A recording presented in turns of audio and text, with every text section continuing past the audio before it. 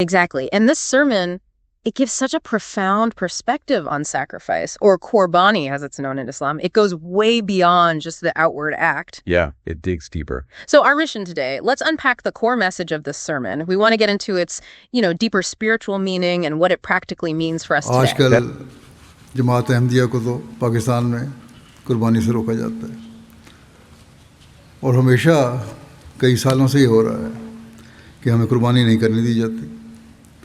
तो असल चीज़ तो तकवा है। अल्लाह ताला फरमाता है अगर हमें कुर्बानी नहीं भी करने दी जाती तो अल्लाह ताला हमारी नीयतों को जानता है कि हम किस नीयत से कुर्बानी करना चाहते हैं।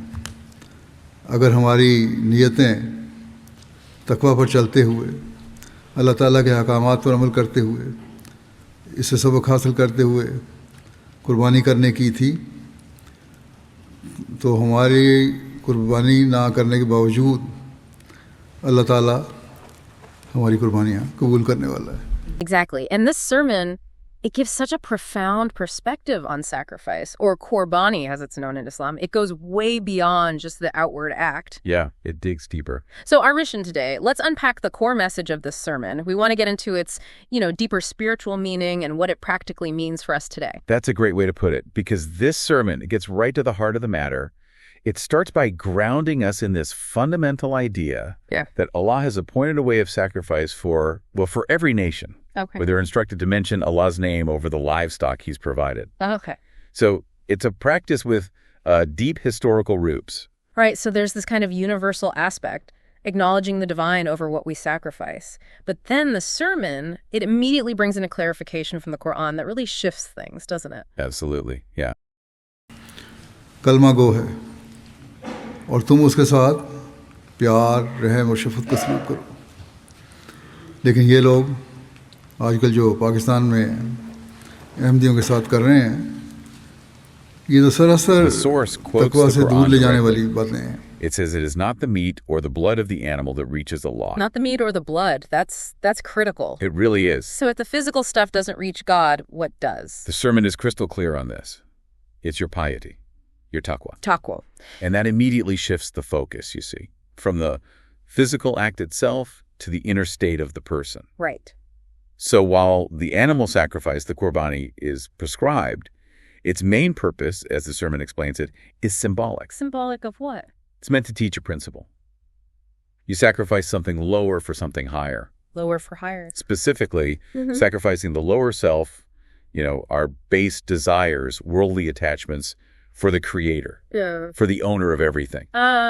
So the sermon frames the animal sacrifice almost as a reminder, a symbol of our readiness to make that much bigger internal sacrifice. So the readiness is the real goal here. That's the true objective, yeah.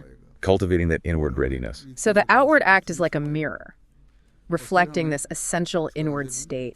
And the sermon really hammers this home, right? That this inward state, this taqwa, piety, it's the absolute core, the essence. Precisely. It makes a really striking point. Without this internal taqwa, outward acts of sacrifice, it doesn't matter how big or expensive they are. Yeah. The sermon presents them as just kind of outward displays, empty shows. They hold no real value in Allah's sight. Oh, that's quite a challenge. You could, sacrifice the most expensive animal, but if your heart isn't right, if the piety isn't there... It counts for nothing, divinely speaking. That's the message here. Okay. And it clarifies what taqwa actually involves. It mentions khashiyat. Khashiyat? Yeah, like a deep awe, a reverence for Allah in your heart. But it's not paralyzing fear. It's the kind of awe that motivates you. Motivates you how? It leads you to constantly try to follow Allah's commands, to earnestly seek His pleasure. And that internal condition, that's what makes any act of worship, any good deed, truly acceptable to Allah. यही नहीं कि 5 नमाजें जैसे तैसे करके पढ़ ली, बल्कि अल्लाह ताला ने हुक्म दिया है कि मस्जिद में आकर बाजमात नमाजें अदा करो। अगर आजकल हमारी ये हालात हैं, हर तरफ से सख्तियाँ की जा रही हैं, तो अगर हम पाकिस्तान में मसलन हम इबादतों की तरफ तवज्जो दें, बाज़ जगह हमें नमाज़ें पढ़ने से भी रोका जाता है, मस्जिदों में आने से भी रोका जाता है, तो इकट्ठे होकर घरों में किसी जगह जहाँ ऐसी सख्तियाँ नहीं हैं वहाँ हम नमाज़ें अदा कर सकते हैं। और जब हम अल्लाह ताला के हुजूर गिड़गिड़ाएंगे तो यकीनन हम दुश्मन से निजात हासिल करने वाले होंगे और अल्लाह ताला का फजल हासिल करने वाले होंगे। बस सबसे बड़ी कुर्बानी, बड़ी बात तो यही है कि कुर्बानी के दिनों में जो हमसे कुर्बानी ली जा रही है, इस कुर्बानी का हक अदा। Okay, so it starts with taqwa, and it seems the sermon then builds on that, talking about the fundamental purpose of, well, human life itself. It does, yeah. It lays out the core purpose of creation as worship and servitude. And it says this is achieved by fulfilling two sort of essential pillars. Two pillars. Hukuk Allah, which are the rights owed to Allah, and Huququllah, the rights owed to people. Okay, let's break those down. Starting with Huququllah, the rights of Allah. What's the sermon highlight there first? Establishing prayer, salat, that's presented as absolutely crucial. Meaning the 5 daily prayers. Performing them, yes, with consistency, with diligence, but it emphasizes it's more than just, going through the motions.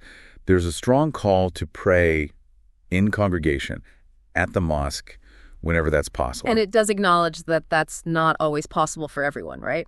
Yes, it's quite specific. It mentions if someone is prevented from praying in congregation at the mosque, like it says is unfortunately the case in some places, then performing congregational prayers somewhere else, maybe at home, is still encouraged. The spirit of praying together is key, even if there are restrictions on location. And how should the prayers themselves feel, not just mechanical? Definitely not. The sermon strongly advises against that. Prayer, salat, shouldn't be just a routine act. It needs sincerity, deep concentration, and this intense yearning for the divine. It uses a really powerful analogy, actually, maybe a bit unexpected. Oh, yeah. It likens the state of sincere prayer to the trembling of an animal being sacrificed. Wow. Trembling. Why that comparison? Well, the sermon suggests it reflects that complete submission, that intense focus, maybe even the vulnerability. Yeah. That single-minded direction towards God that's present in sacrifice. Total absorption, letting go of everything else. Exactly. और उन मयारों तक ले जाना है जो अल्लाह ताला हमसे चाहता है। इसी तरह आज यूरोप में और बहुत सारे मुल्कों में जहाँ हम ईद पढ़ रहे हैं, बाज़ जगह ईद कल होगी, पाकिस्तान में भी कल है, वो भी इस तरफ ख़ास तवज्जो करें। हमें ईद पढ़ने की इजाज़त भी शायद नहीं मिलेगी पाकिस्तान में, तो यहाँ आप आज़ाद हैं, हम आज़ादी से ईद पढ़ रहे हैं, बहुत सारे मुल्कों में पढ़ रहे हैं, लेकिन पाकिस्तान में इंतज़ामिया की तरफ से पाबंदियाँ लगा दी जाएंगी और लगा दी गई हैं बाज़ जगह, लेकिन हमने इसकी परवाह नहीं करनी। यानी अपने दिलों को में मायूसी नहीं पैदा करनी इस वजह से पाबंदियाँ लगी हैं। अपने घरों में बेशक ईद पढ़ लें, लेकिन ये अहद करें कि हमने अल्लाह ताला के हक़ अदा करने हैं और अपनी इबादतों के मयार वहाँ तक लेकर जाने हैं जहाँ अल्लाह ताला के हुज़ूर इस तरह पेश हों, इस तरह चिल्लाएं और गिड़गिड़ाएं कि अल्लाह ताला के अर्श के पाए भी हिलने लग जाएं और अल्लाह ताला हमारी दुआओं और गिड़गिड़ाहटों और चिल्लाहटों को सुन ले और ऐसा फजल हम पर नाज़िल फरमाए कि जिसकी कोई मिसाल ना हो और दुश्मन की खाक उड़ा के रखते। अगर हम इस तरह इबादत करने वाले होंगे तो यकीनन आप फिर देखेंगे कि ये आर्जी रोकें जो हैं हमारी राह में हायल की जा रही हैं, जो मुखालफत दुश्मनियाँ कदम कदम पर हमारे सामने हैं, जिनका हमें सामना करना पड़ रहा है, अल्लाह ताला इनकी खाक उड़ा देगा। In this state of prayer, done with that sincerity and that khashiyat, that fear, or all we talked about. Yeah. That's what the sermon, and it quotes the promised Messiah here, a figure revered by this community. It leads directly to spiritual purity, closeness to God. Okay. Then the sermon seems to explore something that feels a bit counterintuitive. This relationship between fearing Allah and loving Allah. How do those two fit together? Yeah, that's a fascinating part. It offers a unique insight.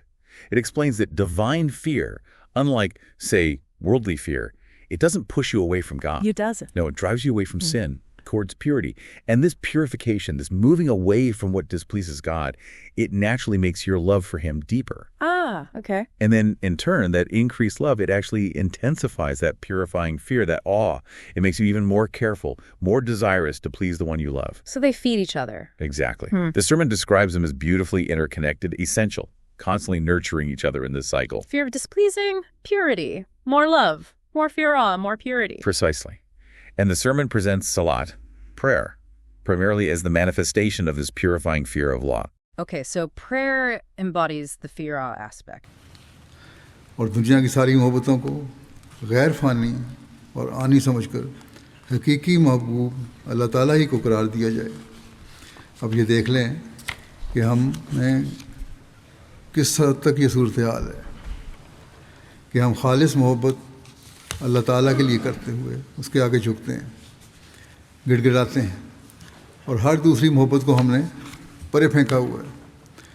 फरमाया कि ये दो हक़ हैं जो अल्लाह ताला अपनी निस्बत इंसान से मांगता है। इन दोनों किस्म के हुकूक़ के अदा करने के लिए यूँ तो हर किस्म की इबादत अपने अंदर एक रंग रखती है, मगर इस्लाम ने दो मखसूस सूरतें इबादत की इसके लिए मुकर्रर की हुई हैं।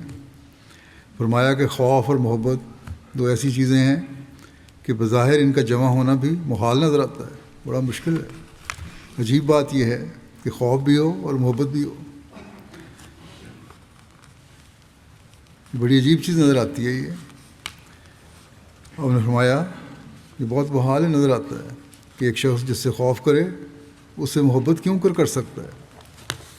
इसका खौफ हो उससे मोहब्बत किस तरह हो सकती है।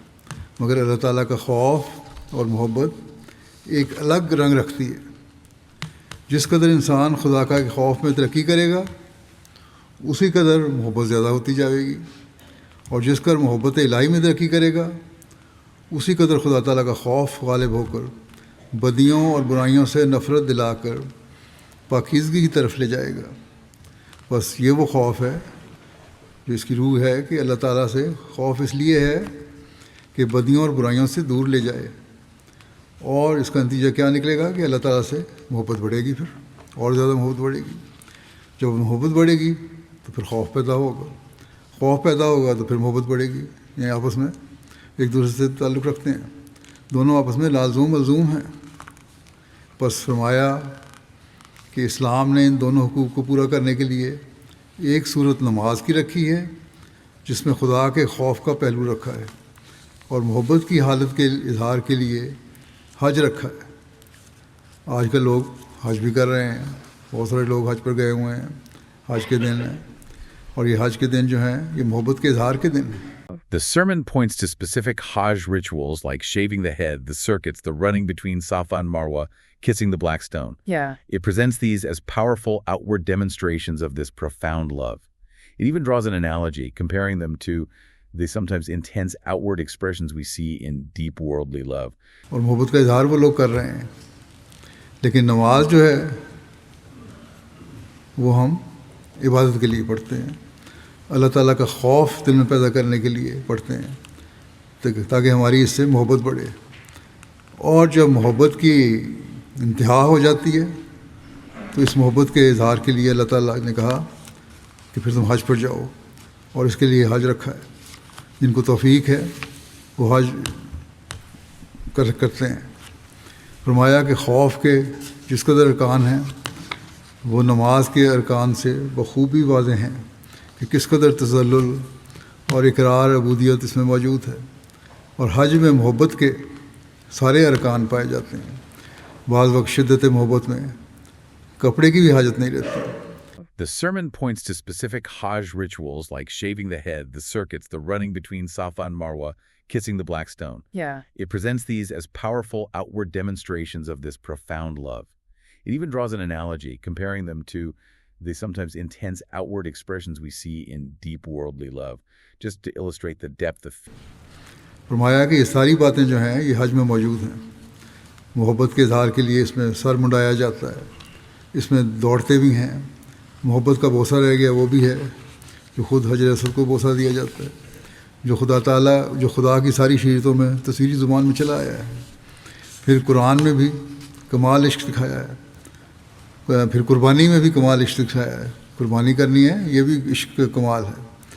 फिर इसके बाद जानवरों की कुर्बानी की जाती है, ये भी इश्क की इंतहा है। आपने फरमाया इस्लाम ने पूरे तौर पर इन हकूक़ की तकमील की तालीम दी। नादान है वो शख्स जो अपनी नाबीनाई से एतराज़ करता है। बस मोहब्बत के इजहार के लिए हज किया जाता है और मोहब्बत के इजहार के लिए कुर्बानी की जाती है। बस ये चीज़ें अगर हम सामने रखेंगे तो फिर हमारी मोहब्बत जो है इसका इजहार होगा।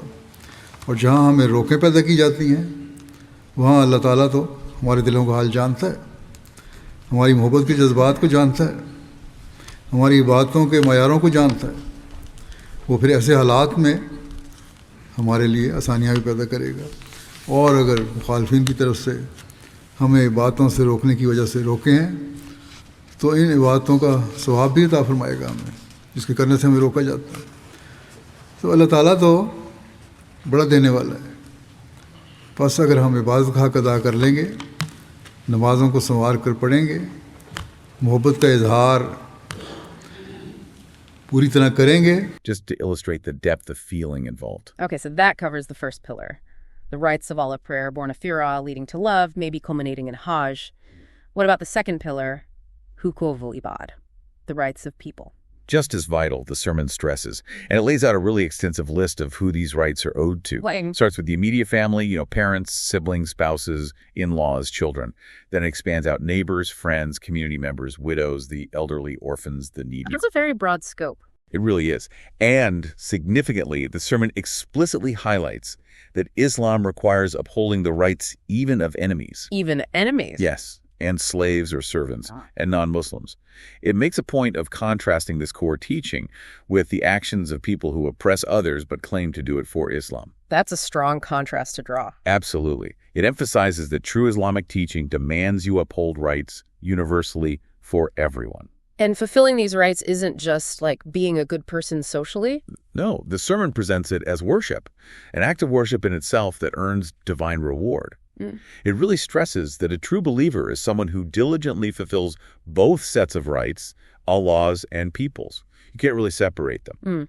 This sermon also touches on community, right? Love between believers. Yes, it reinforces this. It cites a hadith, a saying or tradition of the Prophet Muhammad, peace be upon him, comparing believers to a single body. A single body. Yeah, where if one part feels pain, the whole body feels it, which naturally implies you need a willingness to sacrifice for others in the community for their well-being. Like that historical example it mentions. The Ansar helping the Muhajirin. Exactly. The Ansar were the residents of Medina, and the Muhajirin were the immigrants who came from Mecca with basically nothing. Right. And the Ansar just opened their homes, shared everything. That selfless sacrifice is held up as a peak example of this love and sacrifice. The sermon notes it was praised in the Quran. Powerful example. Very. And it mentions another hadith too. You can't enter paradise without faith, and you can't have faith without loving one another. Okay, so love is essential for faith itself. Seems so. And it suggests a practical way to build that love is spreading peace, saying salam to each other. But in this mutual love, it also requires sacrifice. Sacrificing your ego, maybe your comfort, your resources for others. Now, the sermon doesn't shy away from difficult realities some people face. It specifically mentions restrictions on certain groups, like Ahmadis in Pakistan, stopping them from doing the outward animal sacrifice or even praying in congregations sometimes. Yes, it addresses that directly. So if you can't perform these outward acts, what then? How does the sermon handle sacrifice in that situation? That's where the focus on the inner state becomes so important. It offers reassurance. What kind of reassurance? It basically says Allah knows. He knows the sincere intentions behind your desire to sacrifice. If you're genuinely prevented, physically or legally, your sincere intention, it's accepted by Him. The reward can still be yours through your piety, through your taqwa. In those situations, the sermon emphasizes it's the intention that reaches Allah. That must be a comforting message for people in those circumstances. And it really broadens the whole idea of what sacrifice can mean beyond just the animal. It absolutely does. The sermon really expands the definition. It includes things like caring for the poor and needy, providing food, helping with their basic needs. That's a form of sacrifice. So charity, service. Yes.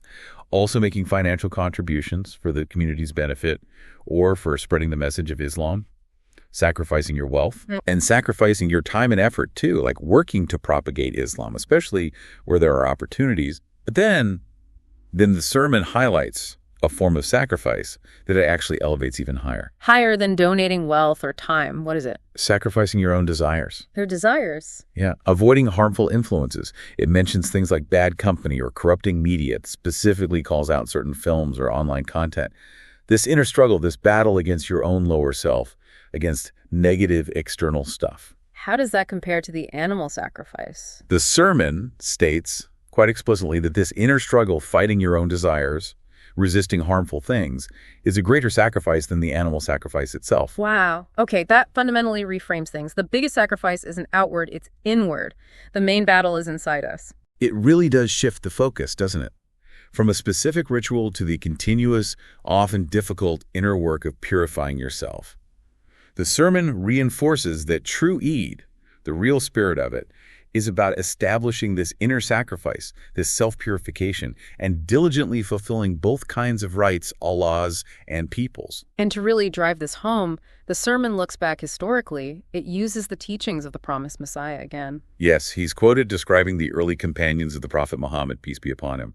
He calls them exemplars, these pure souls who readily sacrificed their very lives for their faith. And they embodied both sets of rights. Exactly. They fulfilled both the rights of Allah and the rights of people. That's held up as the model, the standard to aim for. And what about the value of sacrifice itself in this teaching? What does it do for a person? The sermon, again quoting the promised Messiah, describes sacrifice as a kind of vehicle, a means to bring you closer to Allah.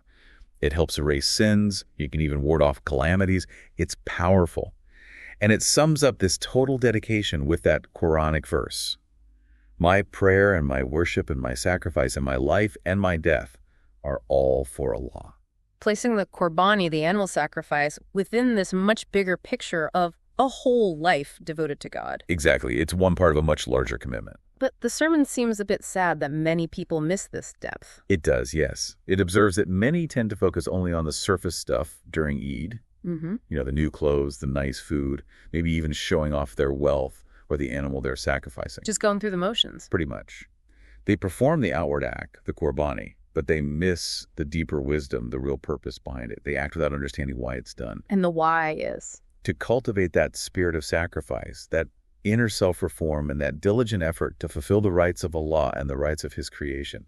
That's the core message. Okay, so pulling all of this together from this deep dive into the sermon, what does this really mean for you listening right now? Well, it shows us that sacrifice, especially how this sermon discusses it for Eid-Ul-Adha, it's framed as so much more than just a ritual with an animal. Right. It's presented as a call for really a profound inner change, a deep commitment to piety, to taqwa, a constant conscious effort to do right by God and by other people, and critically being willing to let go of your own lower desires, those harmful worldly temptations. And it offers this powerful assurance, too, whether you can perform the outward acts or not. Maybe you face restrictions, maybe other challenges. Yeah. The true spirit of sacrifice, the part that really counts with Allah, lies in the sincerity of your intention and in your dedicated effort to live a life of inner purity and service to others. That's what's accepted. So this deep dive, it really encourages us all to look inward and outward, too. Ask yourself, am I just going through the motions? Or am I genuinely trying to cultivate that taqwa that this sermon says is what truly reaches Allah? Am I really trying to uphold the rights of others? Even people I find difficult, even those who might oppose me. Yeah. And building on that idea, the idea of the inner struggle being the greatest sacrifice, here's something to maybe think about as you go about your day. If the biggest sacrifice, according to this sermon's perspective, is conquering your own desires and resisting those harmful influences, what's one specific area in your own life where you could make that kind of greater sacrifice right now? Not sacrificing an animal, but maybe sacrificing a habit you know isn't good for you, or a desire that pulls you away from better things, or even just sacrificing inaction and deciding to do something positive you've been putting off. Yeah. What one inner sacrifice could you make right now to try and draw closer to the divine and maybe better serve the people around you? Something to ponder. One world. One nation. Islam